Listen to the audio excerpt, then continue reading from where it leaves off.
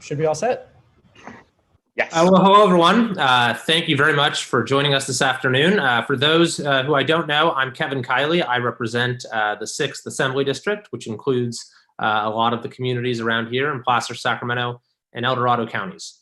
And, obviously, this has been a very tough year in a lot of ways.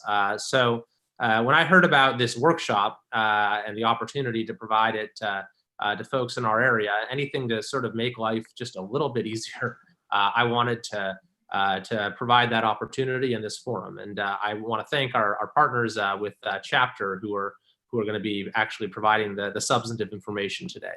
The goal here is to provide you with helpful information regarding important deadlines, how to enroll in Medicare, and also how to avoid common mistakes.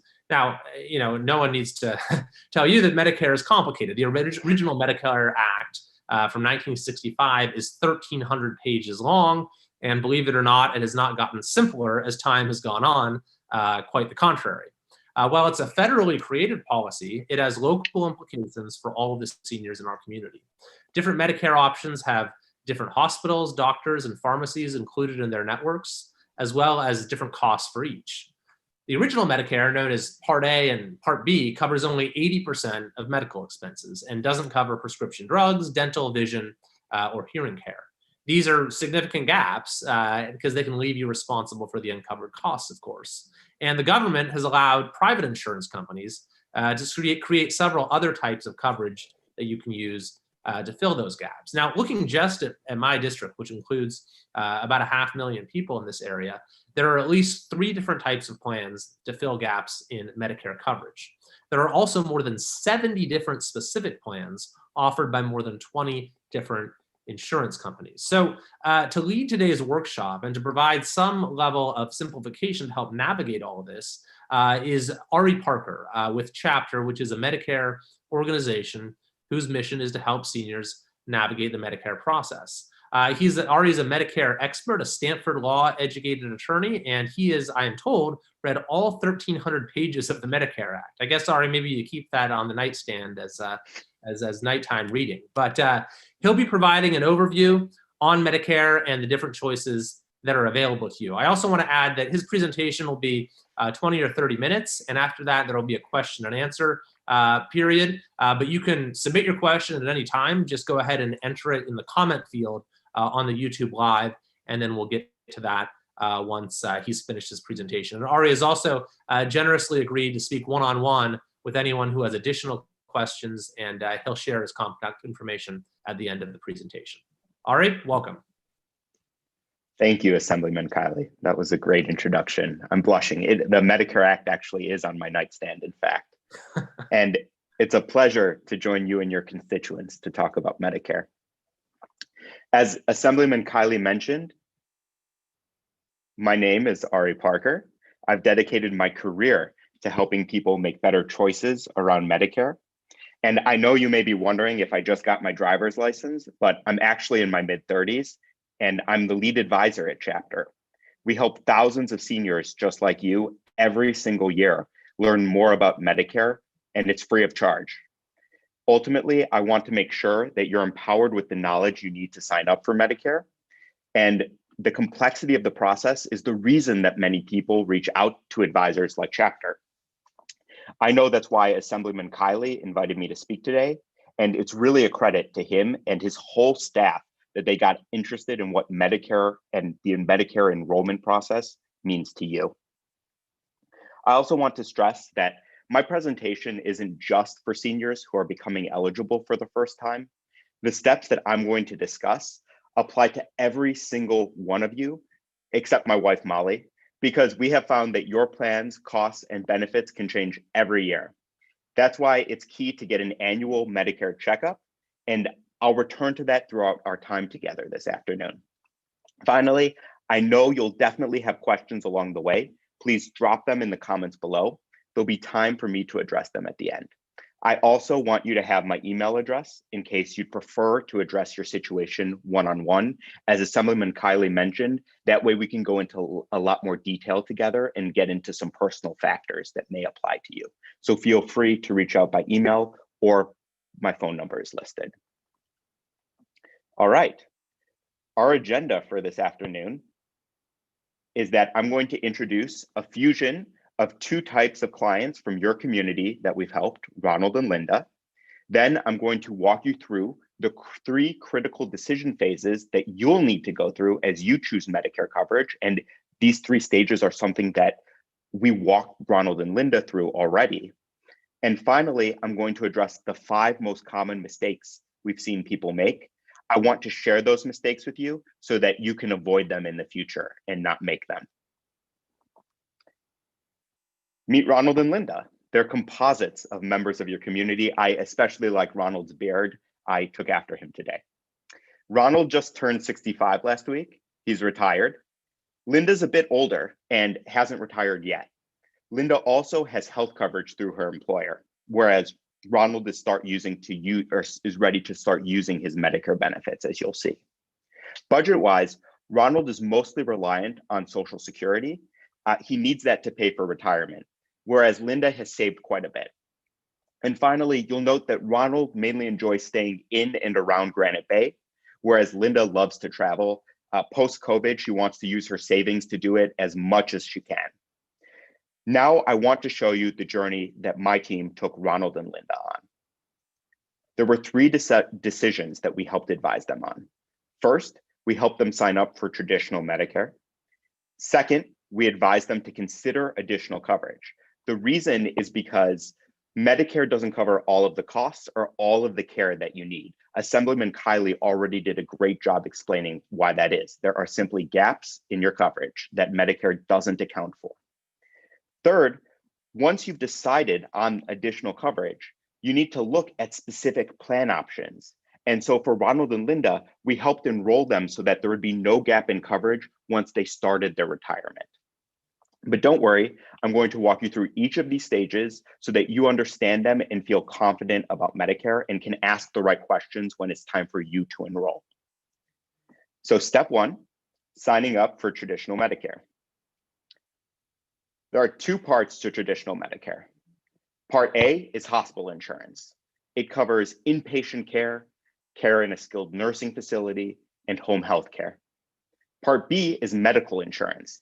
It covers things like visits to the doctor's office and preventative services like flu shots, certain disease screenings, even your annual checkup. How do you pay for Part A? Well, for most people, your Part A premium is already paid for. It's been deducted as a payroll tax during your working years. Part B is where it gets interesting, though. In Part B, many people don't know that you actually have to pay your premiums to the government to get your Part B coverage. It's not covered 100% by your taxes. If you're enrolled in Social Security, your Part B premium is actually going to be deducted from your Social Security check. And if you haven't signed up for Social Security yet, you're actually going to get a bill from Medicare for your Part B premium. Now, you might be wondering, how does this apply to Ronald and Linda? When should they enroll in Part A? Well, it's straightforward for both of them. We advise clients like Ronald and Linda to sign up for Part A as soon as they're eligible. The reason we do this is because they've already prepaid their premiums during their working years. There's no reason for them to wait to start drawing their Part A benefits. It's something that they're owed. What about Ronald and Linda's Part B decision? Well, Ronald's case was pretty straightforward. He retired at age 63, so he was ready to start using Medicare as soon as he approached 65. We advise seniors like Ronald to sign up for Medicare as soon as they're eligible in order to start receiving those Part B benefits. Yes, you're going to have to start paying the premiums, but the benefits clearly outweigh here because there's so much that you get in return. For Linda, it was different though. We actually advised Linda to wait to enroll for Part B until she retired. Why? Why did we advise Linda to wait? The reason is because she would have had to start paying her Part B premium, and she was already getting her health coverage through her employer. Instead, Linda's going to get something called a special enrollment period, and I'll cover that in a minute. So I've addressed Part A and Part B, and whether you should sign up for them if you're working or retired, but I want to go into detail on when specifically you can sign up for Medicare. These are the deadlines. For those like Ronald who who retire around age 65, you can actually sign up 3 months before your 65th birthday. And that initial enrollment period will extend another 3 months after your 65th birthday too. What's critical to remember here is that it's a 7-month initial enrollment period. That's really important. You have 7 months as part of your initial enrollment period if you want to sign up for Medicare when you turn 65. How did this apply to Ronald? Well, his birthday was last week. So the earliest that Ronald could have signed up would have been July 1st. He actually signed up sometime in July, so that's pretty good. He got on it early. And the latest that Ronald could have signed up if he'd chosen to procrastinate, don't do that, would have been at the end of January of next year. So January 31st, 2021 is the latest that Ronald could have signed up. What about seniors who are past the age of 65 and thinking about retirement? When could someone like Linda enroll? Well, Linda and people who are already already have employer health coverage have 8 months after they leave their full-time employment to sign up for Part B. There may be other constraints you need to consider depending on the type of additional coverage you'd like to purchase. But what I want to emphasize here is that if Linda's situation applies to you, you don't want there to be a gap in coverage between the end of your job and the start of your Medicare Part B benefits. These rules are written by the federal government, and it's just, you don't want to mess with these rules because you're going to end up owing a lot in penalties if you do. And it's not an automatic process in order to enroll into Part B. So it's in order to understand what options are available to you, and handling the complexity is a big reason why it might be helpful to work with an independent advisor so that you can weed through these regulations and navigate them without owing something to Uncle Sam. In fact, the main reason that people like Linda and Ronald come to us is because, as Assemblyman Kiley mentioned, traditional Medicare doesn't cover all your medical costs. In fact, traditional Medicare leaves you with at least 20% of your medical costs. 20% can really add up if you see several doctors a year or if you choose to work with a specialist. And that's going to come up, those hard-earned dollars are going to come straight out of your pocket. They're not going to be covered as part of your Part B. But there's more. There's a whole category of costs that traditional Medicare doesn't cover at all, not even partially. In fact, traditional Medicare doesn't cover prescriptions, vision, hearing, and it also does, dental, and it also doesn't cover hearing. When people realize that there's a whole category of costs that traditional Medicare doesn't cover, it's actually the number one thing that motivates people to reach out to us and to think about purchasing additional coverage, because they realize that there might be gaps and they don't want to be left holding a huge medical bill. So that's why I want you to be aware of these gaps as early as possible. And I don't want you to have to pay to write these big checks to your doctor that you thought Medicare was going to cover. So that's why it can be really helpful to talk to an advisor. And we see this every day because that's why 60% of Americans and growing purchase some type of additional coverage for Medicare. All right. So I've covered part 1 of your journey, how to sign up for Part A, how to sign up for Part B, and now it's time to consider additional coverage. And again, this is really important because you don't want to be left paying for medical costs or for these supplemental benefits that you thought were going to come through traditional Medicare. So with that, let me turn to stage 2. Now, this is the most tedious slide of the presentation, but the reason I put it here is that I want to break down the differences between Medigap and Advantage plans. Medigap sits on top of traditional Medicare. That means it actually provides you with more choice because you can see any doctor who accepts Medicare. And it also covers the 20% you'd otherwise have to pay. That's why it's called Medigap. And I just want to emphasize the sits on top part. You're still using traditional Medicare if you purchase Medigap as your additional coverage. Now, what about Medicare Advantage? What do I mean by that? Well, some people refer to Medicare Advantage as Part C. The reason is because it's a substitute for traditional Medicare. Those Parts A and Parts B are instead provided through the Advantage plan if you choose that as your additional coverage. It's actually administered through private insurance companies, in fact, and many people actually prefer that, as you'll see. I know that Ronald did. And I want to say that these plans can often include the additional benefits that Medigap or traditional Medicare doesn't cover. So which type of additional coverage did Ronald choose? I actually gave away this answer already. He chose an Advantage plan. And there are a few important things you should consider when thinking about purchasing a Medicare Advantage plan. 4 things in particular.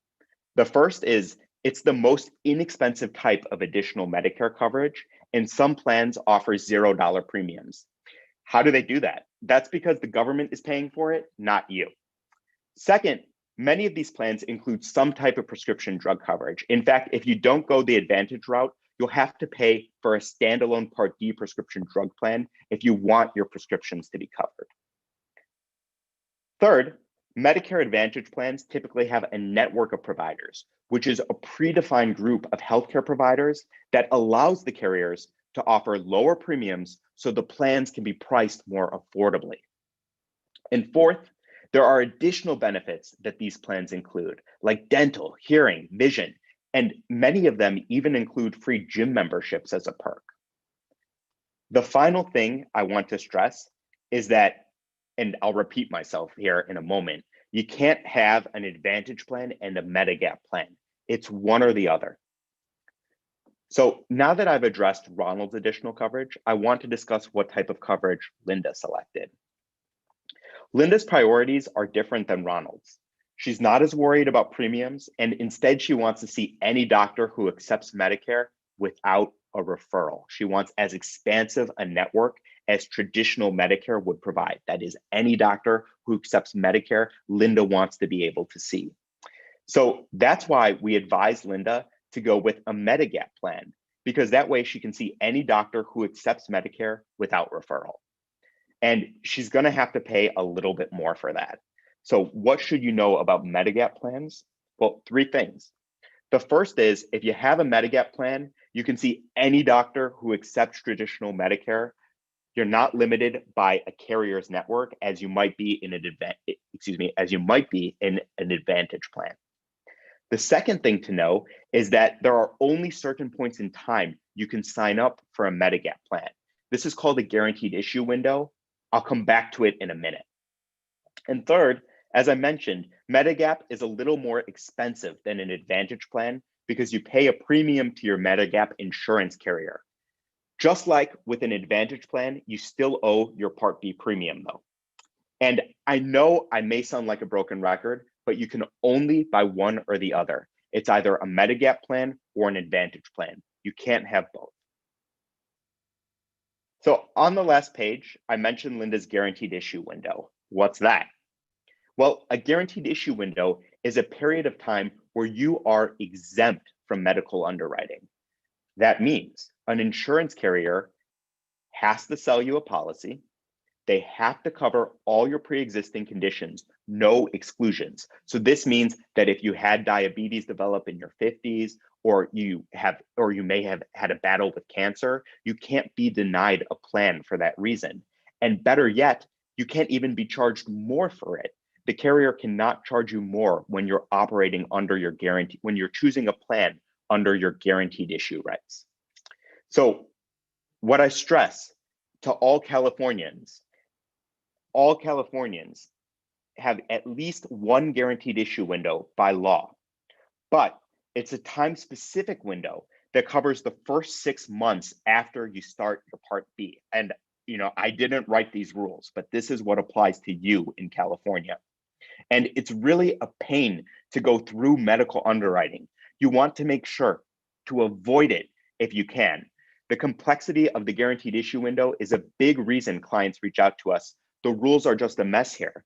So ultimately, the best way to make sure an insurance carrier can ask you personal medical questions or about your past medical history is to start the process now so you can make sure you know when your guaranteed issue window is, because everyone has at least one, and so that you can choose a plan under your guaranteed issue window. That's really the way to maximize your flexibility and to avoid prying questions from insurers.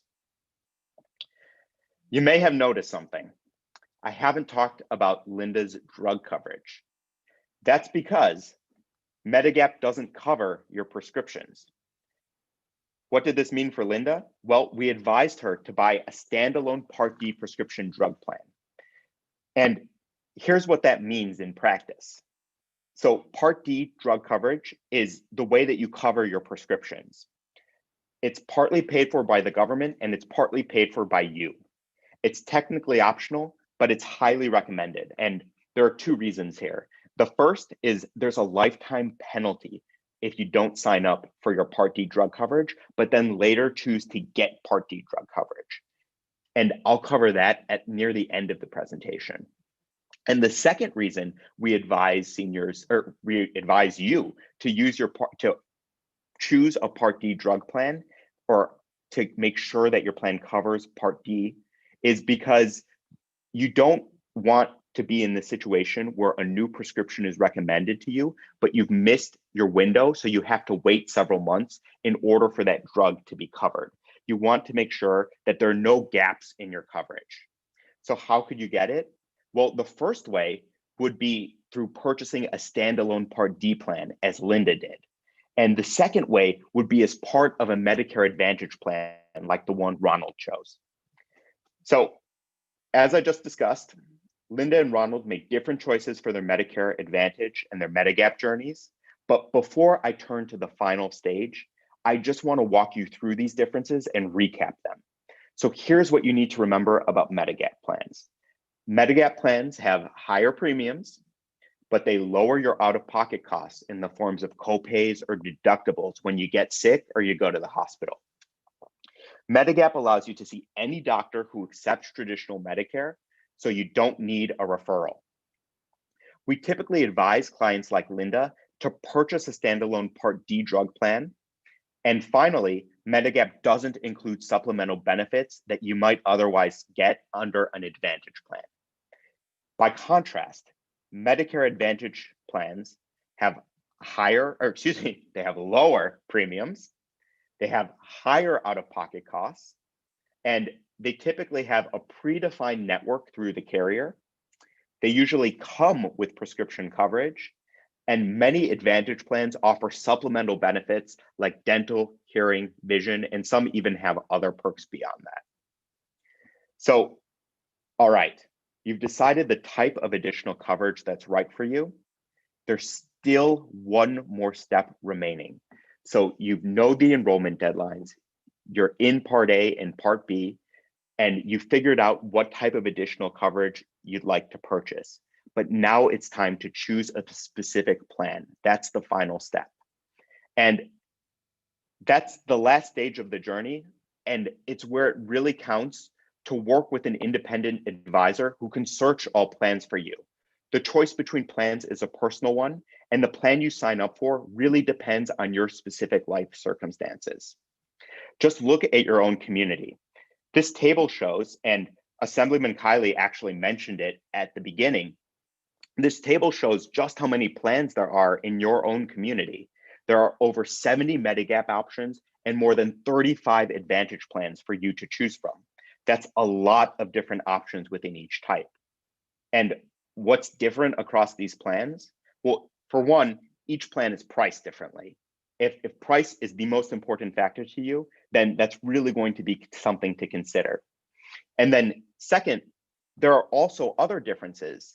And these factors are based on the benefits of the plan, the deductibles and the copays. For example, whether you're willing to pay a little more premium upfront in order to have more protection on the back end in case you have really big bills, or whether you want to take that risk and pay a low deductible upfront, but cover a little more of the risk in case you really need to use your plan a lot. And then These plans are also different on the out-of-pocket maximums, as I just alluded to. And finally, which doctors are covered, which physician networks. And so again, we find that this is a very personal decision.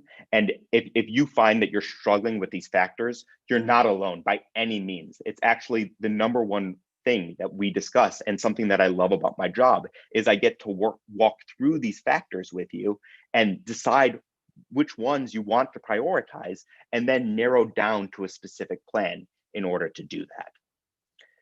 So here are some tools you can use when considering which plan to choose. The first is cost. How much do you want to pay as part of your premium?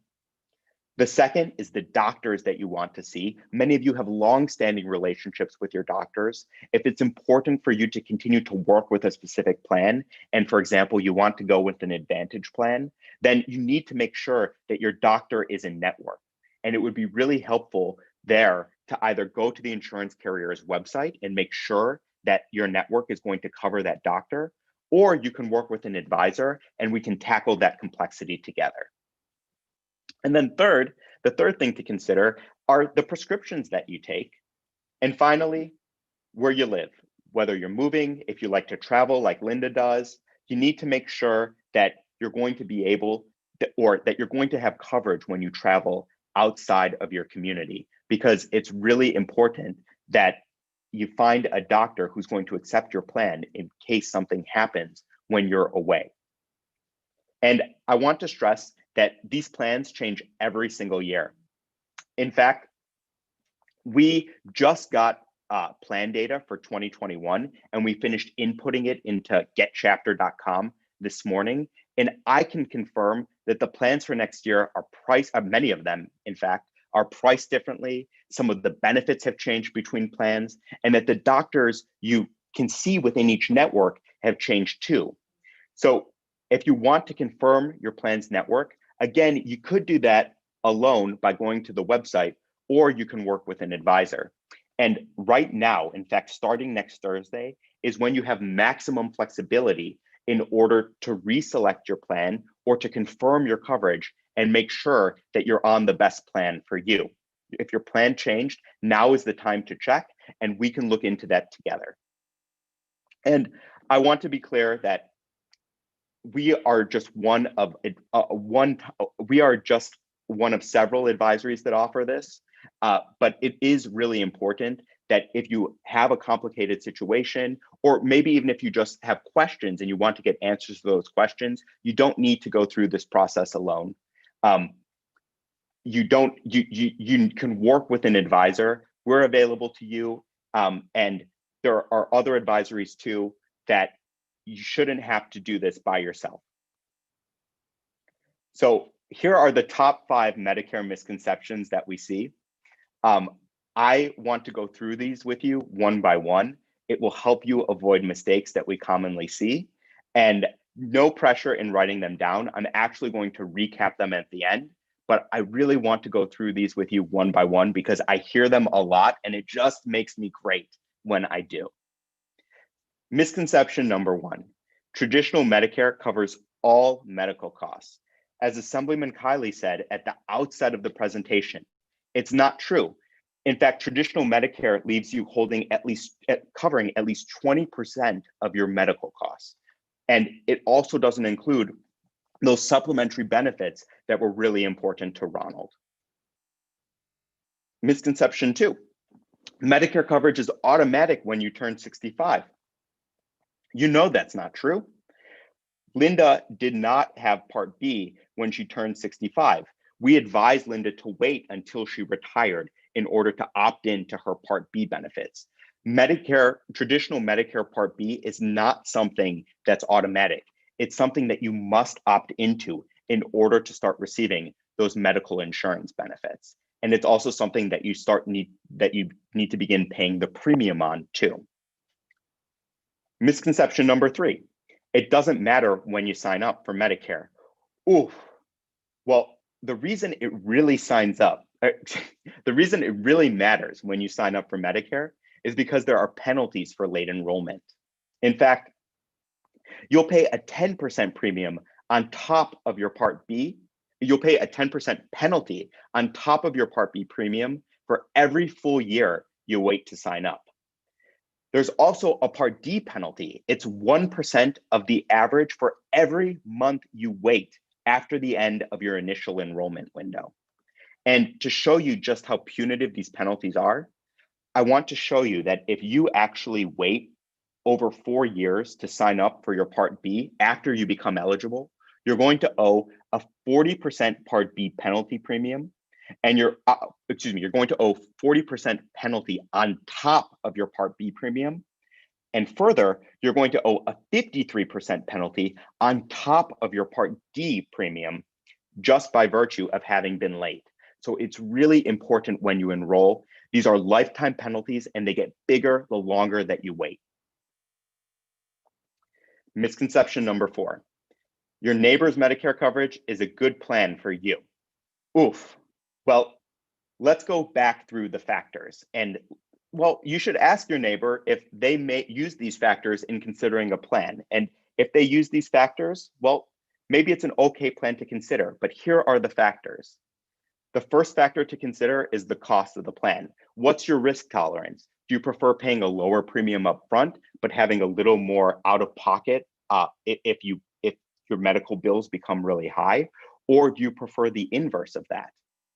The second thing that you and your neighbor might differ on is what doctors and networks you like.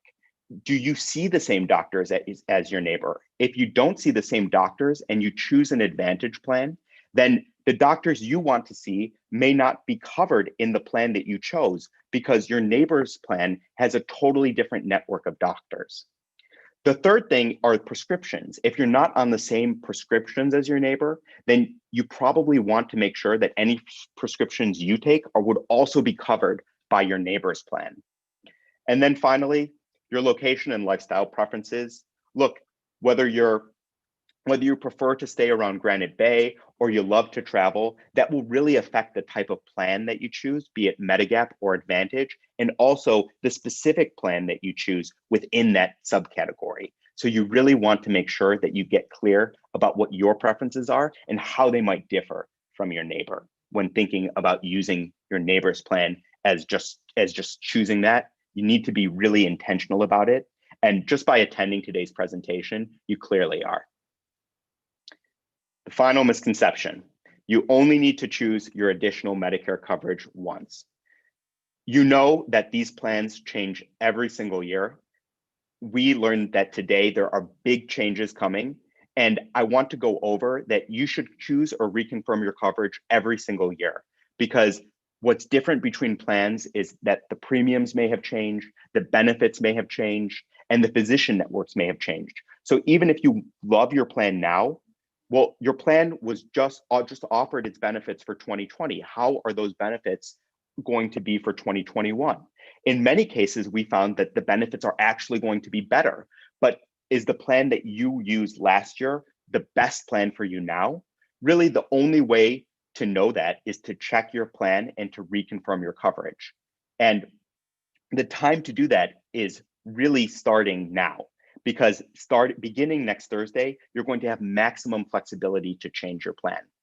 And again, we're here to help you if you're looking at changing your plan, or you just want to know how your plan may have changed between 2020 and next year. We can walk you through those options. Me or a team member would be happy to. So these were the 5 Medicare misconceptions we see. Let me recap them with you. The first is traditional Medicare covers all your costs. You know that's not true. There's a gap. Second, it's not automatic when you turn 65. It's something that you have to opt into for Part B, and it's really important that you do. Otherwise, you're not getting the benefits that you need in order to ensure that you'll be safe during your retirement. Third, it really matters when you sign up. There are big penalties, lifetime penalties, if you don't. Fourth, again, your neighbor has different factors that they chose their plan on, and you may have, your preferences may differ from your neighbors, and they probably do. I'm really guessing that they do. So that's something for you that only you can know for certain, but you definitely have some questions to ask your neighbor if they recommend the very same plan that they have. And then finally, you need to choose your Medicare coverage every single year. It's not something that you can just set and forget, like buying a life insurance, It's something that you need to be really intentional about because the benefits, network, and even the premiums are changing every single year. And we've definitely found that to be true as we look forward to 2021. All right, so I've reached the end of our journey. There are a few takeaways I want to leave you with. The first is this is really a complex process, and so it can help to work with an advisor. Here are some things you might want to consider when choosing an advisor. These are just questions you might want to ask. The first is make sure that the advisor you work with, make sure they're independent. The reason I say that is because we find some advisors, not all, but some, only work for one or two insurance carriers. And that's really going to limit the options that you have and the flexibility. Because if they're only working with one or two carriers, then they're really not able to offer you as many as all the things, all the benefits you might be able to get by having a full suite of insurers to compare against. The second thing is that make sure that the advisor you work with offers both types of plans. Remember that stage 2, they offer both types, Medigap and Medicare Advantage. Because if your advisor is only a specialist in one type of plan, that's really going to affect the types of plans that they recommend. If your advisor only sells Medigap, for example, then I would bet that sadly, they're probably going to offer you a Medigap plan because they just can't recommend, they just don't know as much about an Advantage plan. It's not as something that they have as much experience advising on. And then finally, make sure that the advisor you work with offers all plans. There are some compliance and regulatory hurdles here. It's not easy to be able to sell all plans. So it shows that your advisor has been really intentional and really thoughtful about what plans they want to offer if they're able to offer you a full suite of plans across Medigap and Advantage. So these are really some questions to think about if you're considering working with an advisor. And of course, Chapter checks all of these boxes. There are other advisors that check all of them too, though. So I want you to stay in touch with me. It's been great being with you the past half hour. I'm really looking forward to your questions in the Q&A. My email is ari@getchapter.com. It's right on the screen. My number is listed as well. And please reach out to me. I really want to hear from you after today or even tonight. And with that, I'm open to questions. Yeah, thank you very much, Ari. And I see that we've already got a number of questions submitted through the YouTube Live. So we'll just start addressing those. And if you have others that occur to you, just feel free to add them to the list. All right, I am going to read the question to you. So this is coming from Andy. She says that he or she says that they live near Sacramento and go to Arizona for 3 to 6 months every year. Is there an easy way to find supplemental plans that offer coverage in both areas? So Andy wants coverage in both Arizona and also in your community. So the answer, Andy, is that yes. With a Medigap plan, you can see any doctor who accepts traditional Medicare, regardless of your location. So the factor that was important to you, Andy, was also something that was really important to Linda. And so I think you'll find that Medigap is likely the best option for you. And I want to be clear that even if you're over the age of 65, so you're not using your initial enrollment period, you still might have a special guaranteed issue period. So you might be able to get a Medigap plan without needing to undergo health underwriting. And I would encourage you to reach out to us after the presentation so we can find out if there's a guaranteed issue window that you might be eligible for. All right.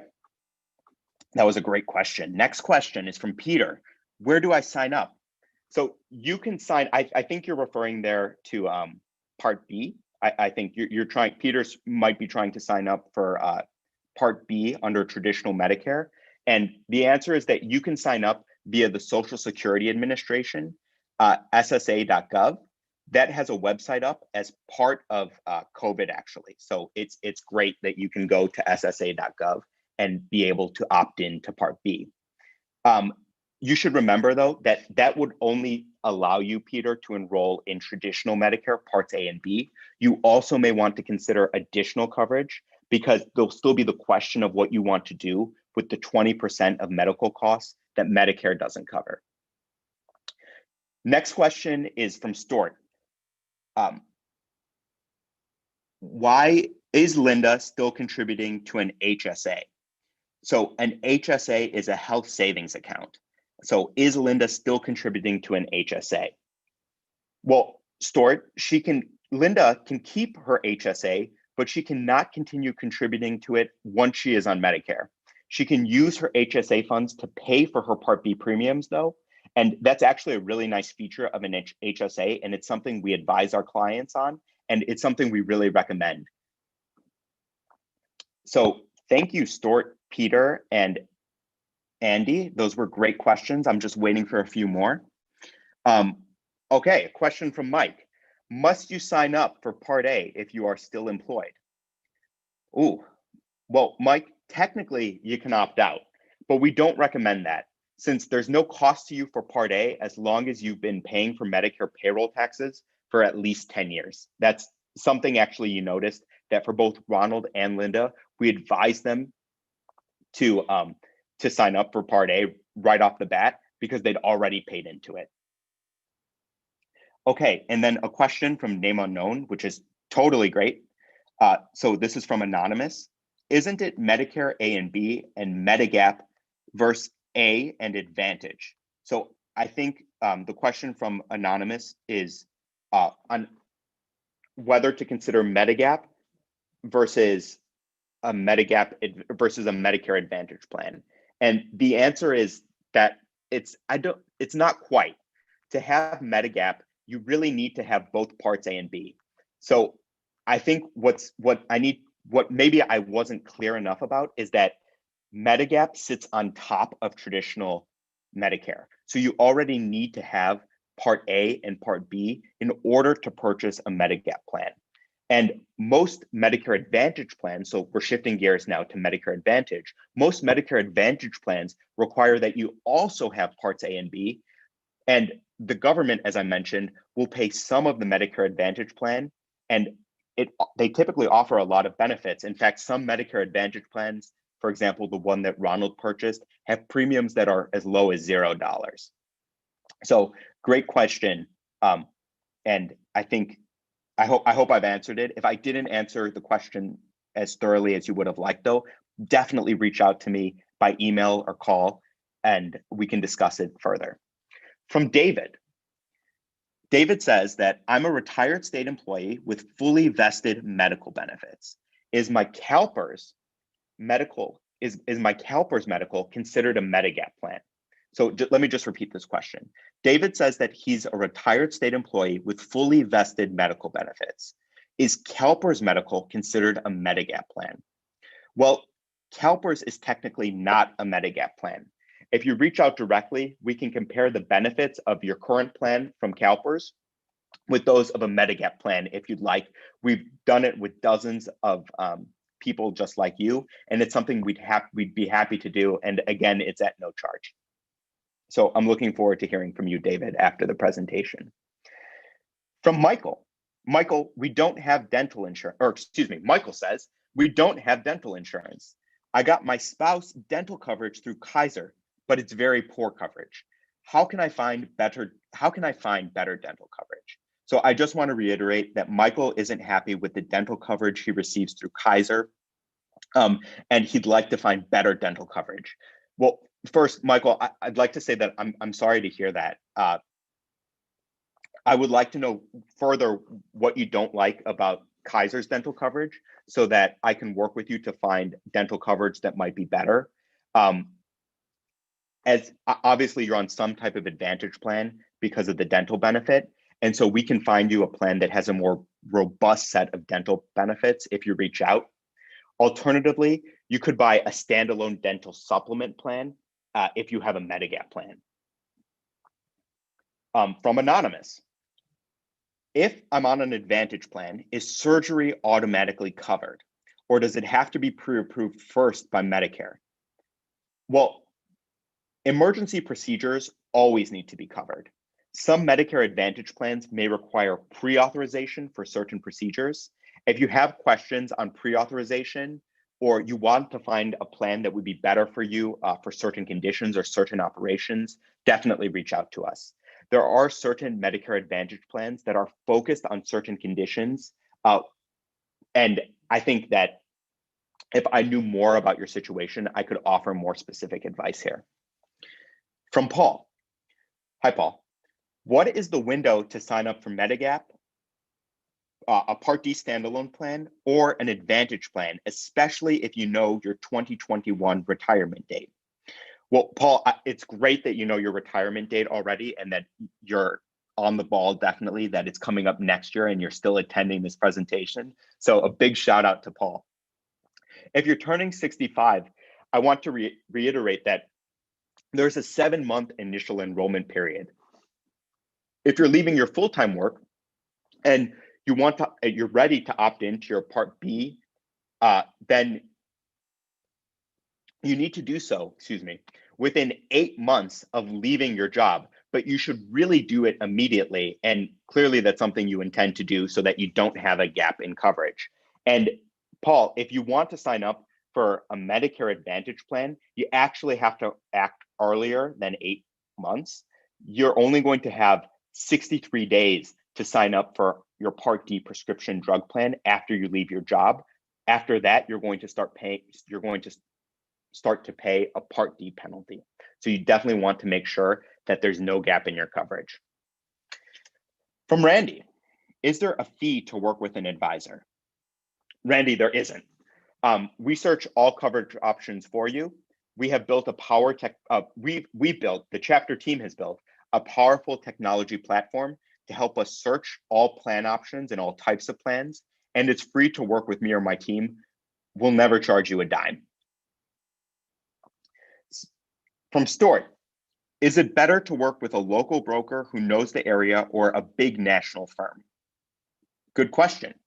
Honestly, you should work with a broker that has a breadth of products they advise on, and also make sure that you work with a broker that has independence, that offers both Medigap and Medicare Advantage, and that offers all types of plans. So you can take Chapter, for example. We search among all the plans in your area, and we've also cataloged every plan's benefits and networks to help advise you on, even for 2021, which we were just doing this morning. So we are ready to go for 2021. From Anonymous, when should you contact someone to review your options? Well, you should reach out to us 6 months before you turn 65 or before you plan to retire, like Paul did. Another question, this is coming through email, which is great. I'm so glad that you are already able to use email. Again, how are we, I think that's referring to Chapter, how are we compensated for our services? Well, like many advisors, insurance companies pay us. Unlike other advisors though, we recommend the right options for your needs above all else. Even for carriers that don't pay us, it doesn't matter. If the right plan for you is with a carrier that won't pay us, we're still going to make sure that we help enroll you in that plan. Also, you will get the same price on a policy if you go directly to a carrier as if you work with an advisor. I know that sounds weird to think about. Why wouldn't the insurance carrier give you a discount for going direct? But in fact, by law, insurance companies cannot charge you a different price if you choose to work with an advisor or if you choose to go direct. So you should really work with an advisor who's independent, who offers all plan types, and who can search among all insurance carriers if you choose to work with an advisor. And I just want to reiterate that we're not paid by you. From Eva, what about international travel? Sometimes my parents go to the Philippines for a month or two at a time. Many Medigap plans cover emergency travel required abroad. Eva asks, what about international travel? Sometimes my parents go to the Philippines for a month or two at a time.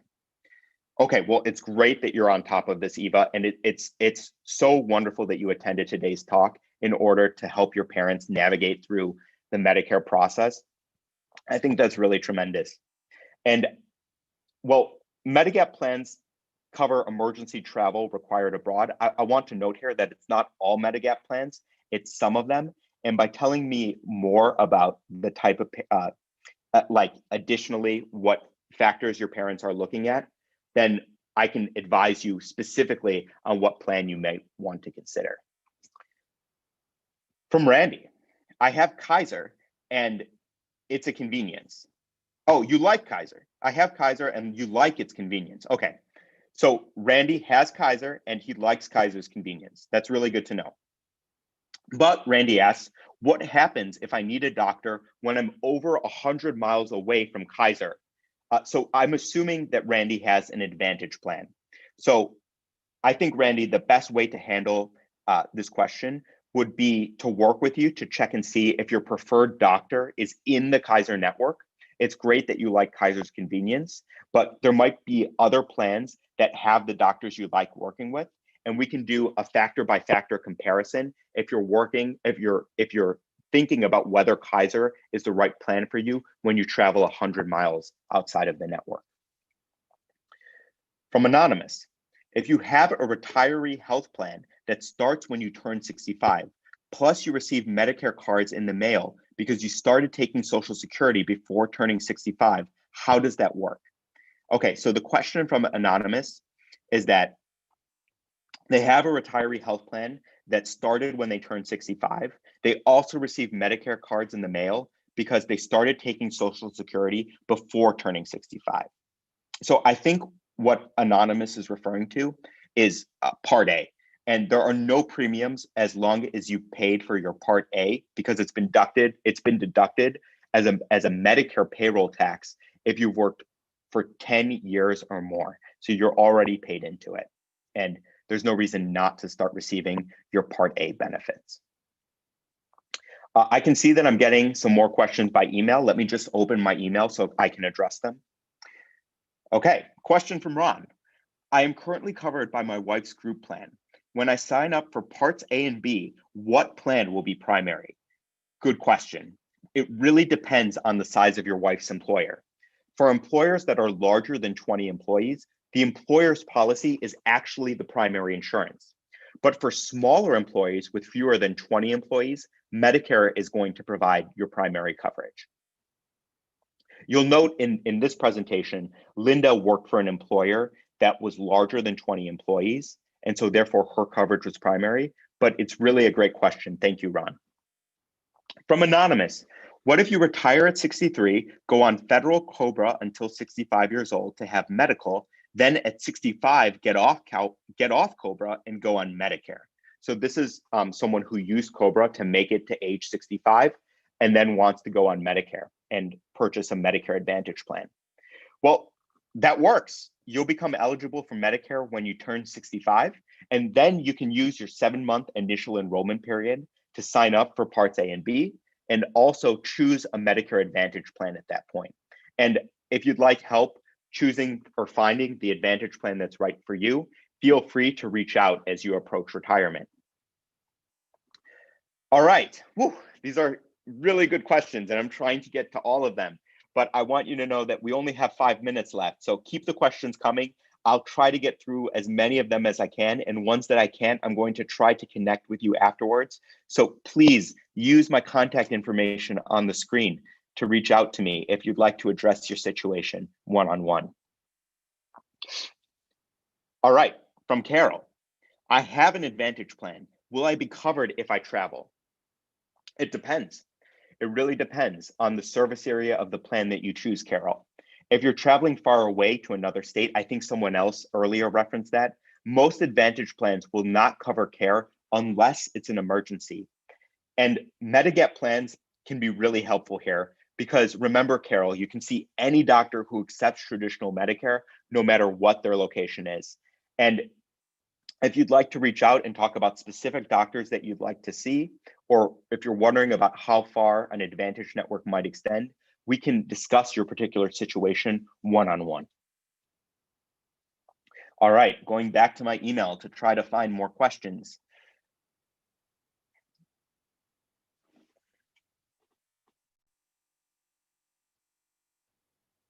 Still checking my email, just 1 second. All right. This question is on guaranteed issue windows. So a guaranteed issue window is really important because it's a way that you can avoid insurance carriers asking you about your previous health history. And remember, under your guaranteed issue window, an insurance carrier has to offer you a plan. They cannot deny you coverage based on any pre-existing conditions that you're coming in with, and there are no exclusions to this. And finally, well, really, I think best of all, they can't price it any differently due to your pre-existing conditions. They have to offer you a plan under your guaranteed issue window, and that plan can't be priced any differently if you're operating under that guaranteed issue window. So that's why it's just so crucial. From David, if you sign up 3 months prior to 65, can Medicare start immediately?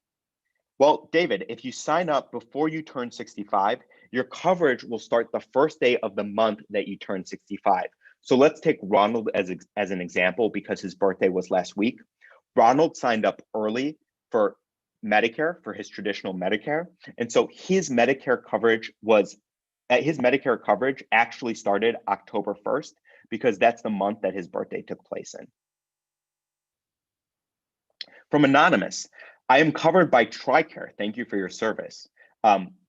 Is it classified? And just to be clear, TRICARE means that there's prior military service. So Anonymous is covered by TRICARE and wants to know if it's classified as Medigap or an Advantage plan. Anonymous says that they've had trouble finding a doctor who accepts TRICARE. That's such a shame that you've had trouble with your network coverage through TRICARE. I want to emphasize how much the chapter team and I appreciate your service. I'll add here that TRICARE is neither Medigap or Medicare Advantage, sadly. Veterans can sign up for Medicare as well, and you'll want to see how your benefits compare and if a Medicare option can be both inexpensive and help you see the doctors that you'd like to see that TRICARE won't help you see.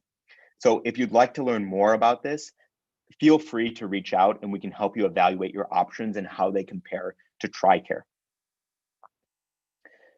All right, these were great questions. There were some really, I wish I could get to all of them, but I'm looking forward to connecting with you by email through our website at getchapter.com and by phone. And I really hope that I hear from you after today. And thank you for learning more about the Medicare process. I hope you have some tough questions. I can see that you already have tough questions. And that's really the key as you go through the enrollment process. You just want to have all the knowledge you possibly can so that you can find the plan that's right for you. And finally, I just want to thank Assemblymember Kiley and his team for hosting. And I want to give it back to Assemblymember Kiley to wrap it up. Well, thank you, Ari. That was fantastic, and I hope it was help. I'm sure it was to the folks who are watching. My office doesn't usually deal directly with Medicare issues, but for anyone who has any follow-up questions, in addition to reaching out to Ari directly, we can do what we can to direct you to the appropriate resources. And more generally, our office is here to help you with any issues you have with the state, whether it's with the EDD or the DMV or any of the other wonderful acronyms for our state agencies. We're here to help. My office is in Granite Bay. We're open now, but you can always reach us by phone or email as well. So thank you, everyone, for joining us.